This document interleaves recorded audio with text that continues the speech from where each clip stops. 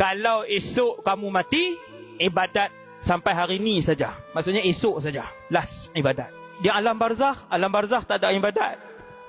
Di mahsyar tak ada ibadat. Masuk syurga tak ada ibadat.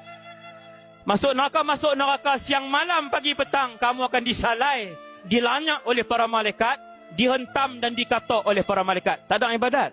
Kalau esok adalah ajal kamu, bermaksud esok hari terakhir kamu bertemu dengan solat buat selama-lamanya.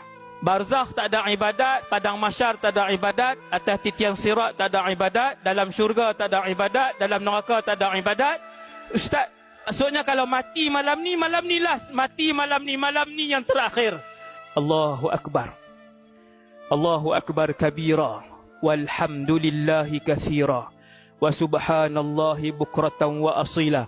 Itulah lafaz terakhir kita kalau malam ni kita mati. Kenapa orang soleh ahli ibadat menghabiskan masa mereka dengan ibadat?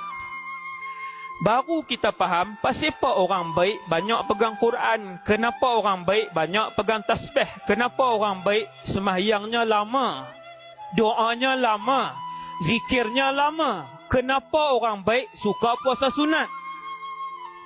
Kenapa orang baik al-muhsinun bila bersedekah kerap bersedekah? Kenapa?